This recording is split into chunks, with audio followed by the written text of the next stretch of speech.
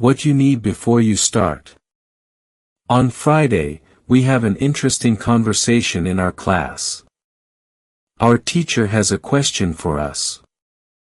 She asks, "Do you remember your first impulse to learn English?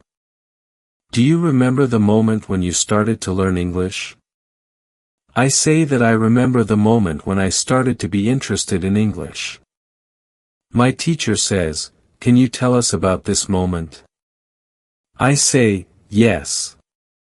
First, I have to say that English wasn't always my favorite subject.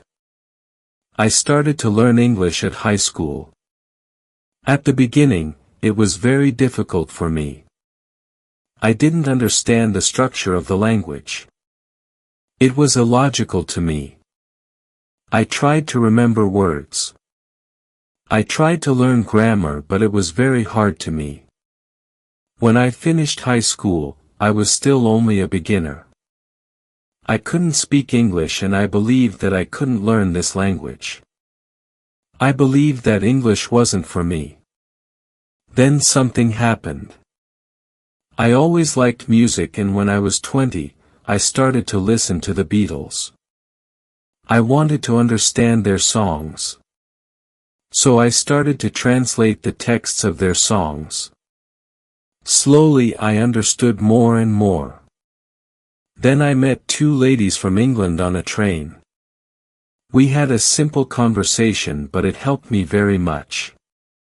I started to believe that I could learn English. From that moment, I was working on my English almost every day, and I was better and better. Then I started to go to this school. My teacher thanks me for telling my story. She also tells me, "Here is something very interesting about your story. First, you didn't have motivation to learn English. Then you had a motivation. You wanted to understand songs. You can see that motivation is very important. When you have it, you can learn English. When you don't have it, it is very hard to be successful." Then our teacher asks everybody in the class about their motivation to learn English. The stories are very interesting.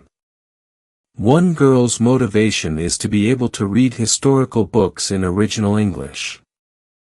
One student wants to be a professional tennis coach in England. He wants to speak perfect English before he starts his career as a coach. One woman wants to work for a big international company, and she needs English for her job.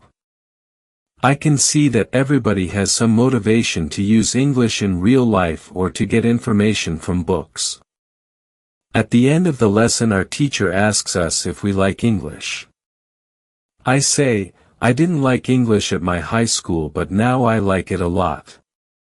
I can see how useful it is to know this language." Our teacher says, "This is another important factor when you learn a new language. It is good when you like something which is connected to English.